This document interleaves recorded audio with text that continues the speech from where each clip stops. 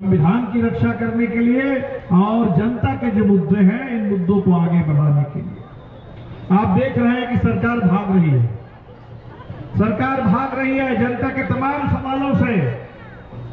देश जब आजाद हुआ तो हिंदुस्तान के पहले प्रधानमंत्री थे जवाहरलाल नेहरू, और उस जमाने में उन्होंने कहा था, बड़े बड़े कल कारखाने बन रहे थे, उन्होंने कहा कि ये जो कल कारखाने हैं जहां हजारों लोगों को रोजगार मिलेगा, ये आधुनिक भारत का मंदिर है।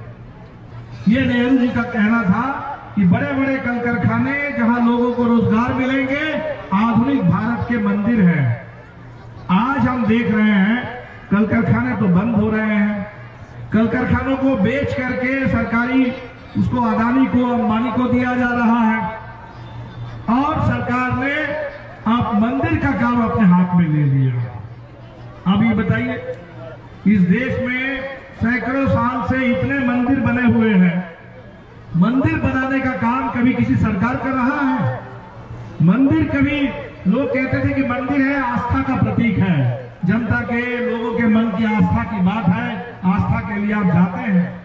मंदिर कभी सत्ता का प्रतीक रहा है क्या? मंदिर को सत्ता से, सरकार से जोड़ देने का काम ये जो मोदी सरकार कर रही है, तो आज पूरे देश में ये सवाल उठ गया है। और आपने देखा कि पहली बार ये सवाल सिर्फ हम लोग नहीं उठा रहे हैं। अभी देश में चारों शंकराचार्य को हमने ये कहते हुए सुना कि भाई ये मंदिर का काम भी सरकार करेगी तो हम लोग क्या करेंगे।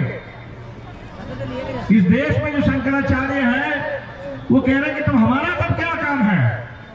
जो मंदिर अभी बना नहीं है, पूरा एक अधूरा मंदिर है, उस अधूरे मंदिर में प्राण प्रतिष्ठा करने के लिए प्रधानमंत्री जा रहे हैं, तो कह रहे हैं कि भाई ये शास्त्र के अनुरूप नहीं है। क्यों? जल्दबाजी क्यों? सीधा जवाब है, सामने चुनाव है। चुनाव के हिसाब से क्या चुनाव के लिए राम, चुनाव के लिए राम मंदिर, और इसीलिए जो मंदिर अभी बना नहीं है उस मंदिर के लिए सरकार अभी उद्घाटन करने जा रही है। ये सवाल आज देश के अंदर आस्था रखने वाले, धर्म की बात करने वाले, धर्म का संचालन करने वाले देश के सारे शंकराचार्य इस सवाल को उठा रहे हैं। तो सवाल तो बड़ा हो गया है। राजनीति अलग है, धर्म अलग है। हम लोगों ने बार बार कहा कि दोनों को मत मिलाओ, दोनों को अलग अलग रहने दो। और जब दोनों को मिला करके घालमेल करने की कोशिश हो रही है, तो आज पूरे देश में हम देख रहे हैं कि धर्म के अंदर से भी सवाल उठा है कि ये घालमेल नहीं चाहिए। इस देश में हम देखते थे कि पहले कुछ चीजें हैं जो जनता से जुड़ी हुई है और जो सरकार का काम होना चाहिए। रोजगार, सरकार की जिम्मेदारी होनी चाहिए कि सबको रोजगार मिले। सरकार की जिम्मेदारी होनी चाहिए कि सबको शिक्षा मिले। सरकार की जिम्मेदारी होनी चाहिए कि पूरे देश में सबको इलाज का अधिकार मिले, सबके स्वास्थ्य की गारंटी हो। यह है सरकार का काम।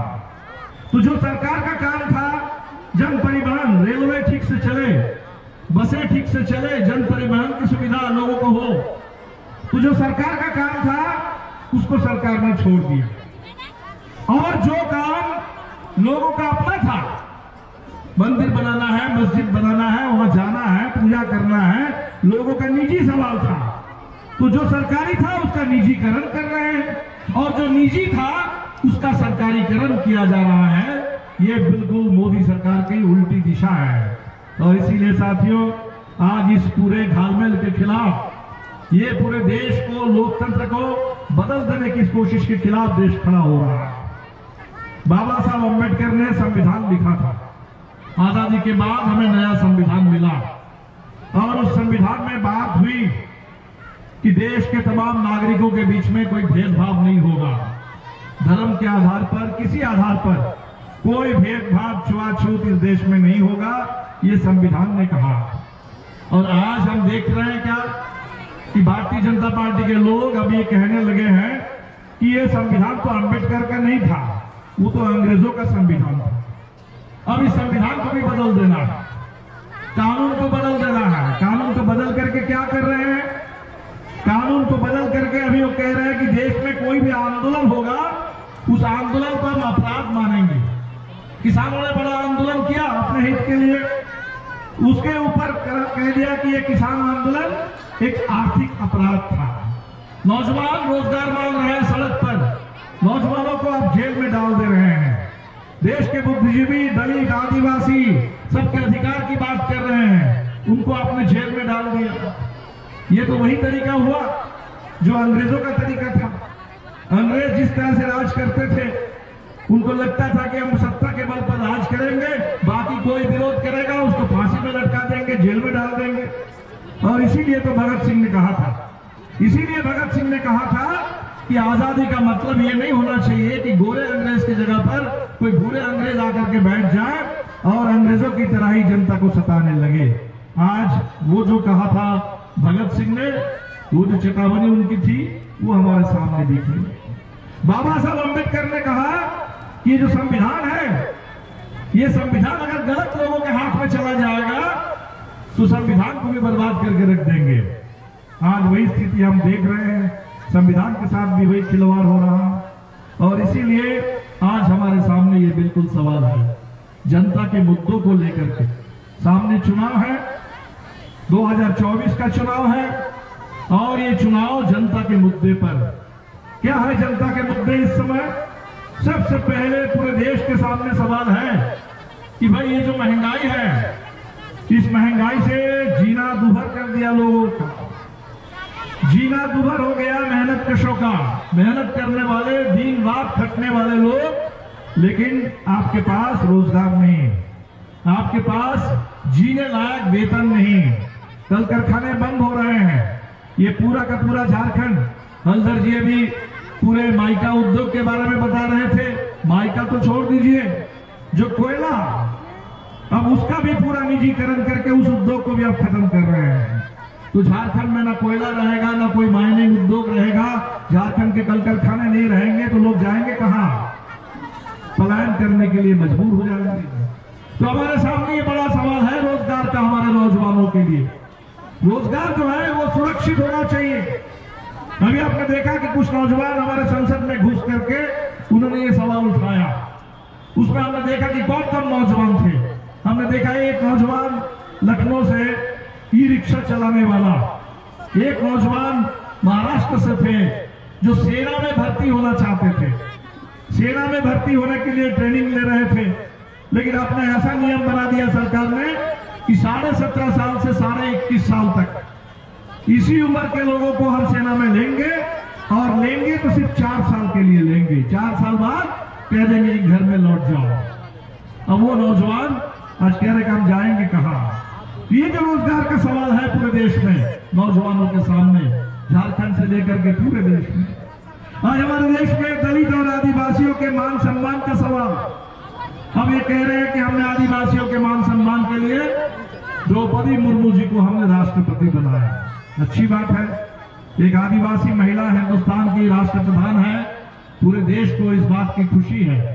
लेकिन आदिवासियों की स्थिति क्या है? जमीन पर, जल जंगल जमीन पर आदिवासियों का हक का क्या हुआ? वह पूरी हकमारी हो रही है, पूरी हकमारी।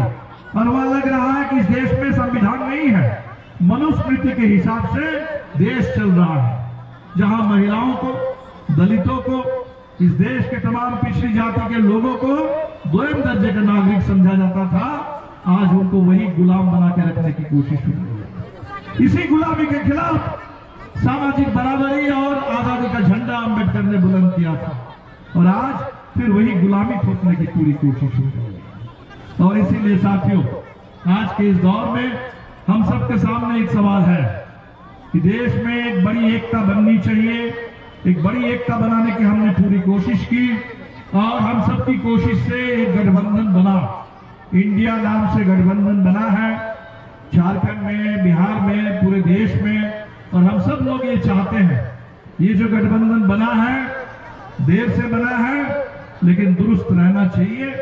और इस गठबंधन की एकता को हम अगर मजबूत करेंगे, सही ढंग से अगर पूरे चुनाव में सीटों का बंटवारा होगा, तो जनता ये चाहती है, जनता चाहती है कि भारतीय जनता पार्टी को, मोदी सरकार को, आरएसएस की साजिश को 2024 के चुनाव में करारी शिकस्त मिले, ये हिंदुस्तान के जन जन की ख्वाहिश है। और हम इसके लिए संकल्प लेते हैं कि पूरे झारखंड में हमने इंडिया गठबंधन वालों से भी बात की कि भाई पिछले चुनाव में 2019 में जो गलती हुई थी वो गलती को दोहराना नहीं है। हमने उसी समय कहा था कि ये जो बाबूलाल मरांडी जी ने झारखंड विकास मोर्चा के नाम से एक धोखा दिया और उसी जेवीएम को, इसी कोडरमा से माले के बजाय जेवीएम को समर्थन दे दिया हमारे कुछ विपक्षी दलों ने। उसका परिणाम क्या निकला? वोट ले लिया जनता का वोट लेकर के, विपक्ष का समर्थन लेकर के चले गए भारतीय जनता पार्टी में। तो झारखंड के अंदर पार्टियां हैं, झारखंड मुक्ति मोर्चा, कांग्रेस पार्टी, भाकपा माले, अन्य वामपंथी ताकत, राष्ट्रीय जनता दल। तो झारखंड के अंदर जो इंडिया गठबंधन है उसके अंदर सही ढंग से बातचीत करके हम लोगों को फैसला करना होगा। झारखंड में, बिहार में, पूरे देश में हम चाहते हैं कि चुनाव में एक निर्णायक एकता बने और निर्णायक एकता के बल पर भाकपा माले के तमाम समर्थकों से, तमाम साथियों से, कार्यकर्ताओं से ये हमारी पूरी अपील है। बहुत ज्यादा समय नहीं है, आप बिल्कुल अपनी तैयारी को तेज करिए और यहाँ कोडरमा इस क्षेत्र से या अगर इंडिया गठबंधन को जीत दिलानी है तो भाकपा माले के जरिए ही जीत संभव है। और भाकपा माले महेंद्र सिंह के रास्ते पर, इसी उम्मीद पर अब ये कोडरमा में इस बार जीत की गारंटी करें। आप सब लोग इसकी पूरी तैयारी करेंगे। दूसरा, इस चुनाव में जो मुद्दे हैं हमारे सामने, कुछ बहसें हैं।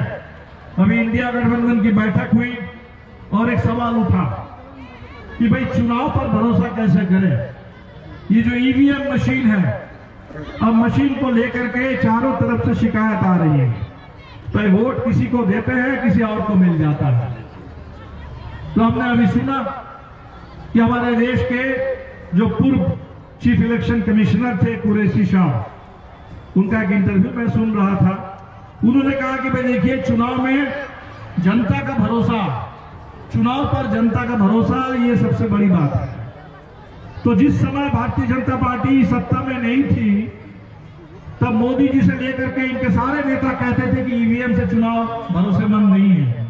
तब वो कहते थे कि ईवीएम पर कैसे भरोसा करें। और जब ये बात हुई थी तो उन लोगों ने एक मशीन बना दिया ईवीएम के साथ साथ वीवीपैट। वीवीपैट का मतलब है कि जनता ईवीएम में बटन दबाने के बाद जो वोट जनता देती है, उस वोट की एक पर्ची आपको उस वीवीपैट के जरिए मिलनी चाहिए।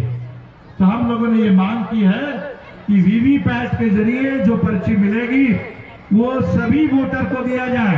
आप वोट डालेंगे तो आपको एक पर्ची मिलनी चाहिए और जो पर्ची आपकी मिलेगी, आप जब संतुष्ट होंगे कि हाँ हमने जिनको वोट दिया था वोट उन्हीं को मिला है, उस पर्ची को आप डालेंगे बक्से में और उसकी गिनती की जाए। पुराना बैलेट अभी नहीं है, लेकिन बैलेट के विकल्प के रूप में वीवीपैट की पर्ची है, इसकी 100% की गिनती की जाए।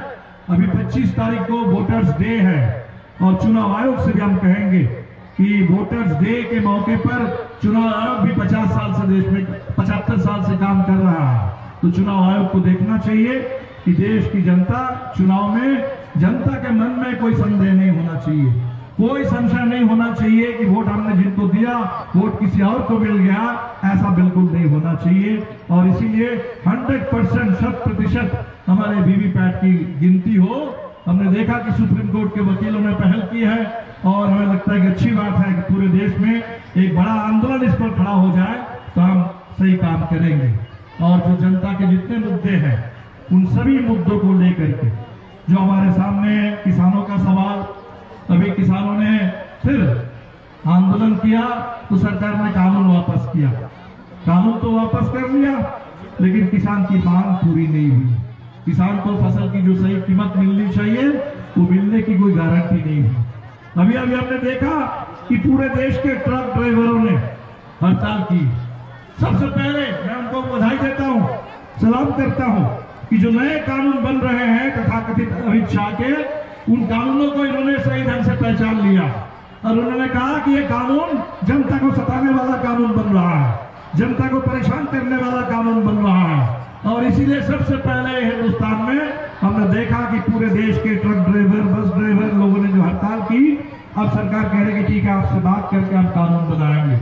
तो देश में जो कानून बन रहे हैं वो कानून जनता के हित के लिए, जनता के लिए कानून बने और संविधान के आधार पर कानून बने, संविधान का उल्लंघन ना हो। इसीलिए ये जो जन संकल्प अभियान हम लोग शुरू कर रहे हैं, लोकतंत्र की हिफाजत करने के लिए, संविधान की रक्षा करने के लिए 16 से लेकर के 30 तारीख तक आपसे हम अपील करेंगे, जन जन तक, हर गांव में इस बात को ले जाइए। और जो भी हमारे लिए कानून बने थे, जिसकी धज्जियां उड़ाई जा रही है, मनरेगा कानून था, अभी 1 तारीख से सरकार ने कहा कि आधार से जोड़ देंगे, बिना आधार हम किसी को पेमेंट नहीं देंगे। तो आधार से जब जब जोड़ा जाता है तो लोगों का अधिकार छीना जाता है। आधार से राशन को जोड़ा गया था, लोग भूख से मरने लगे थे। आधार से अगर पेमेंट को जोड़ दिया जाएगा तो लोगों को मनरेगा मजदूरी नहीं मिल पाएगी। तो मनरेगा मजदूरी बल्कि बढ़ाने की जरूरत है। और मनरेगा मजदूरी की जो चोरी हो रही है देश में, काम की चोरी और मजदूरी की चोरी, इसके खिलाफ पूरे देश के ग्रामीण मजदूरों को संगठित होना पड़ेगा।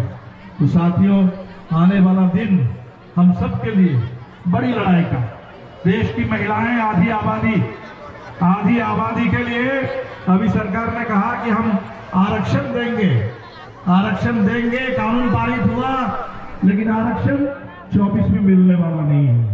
आरक्षण शायद 29 में भी मिलने वाला नहीं है। कब मिलेगा किसी को पता नहीं है। तो आरक्षण के नाम पर आप महिलाओं को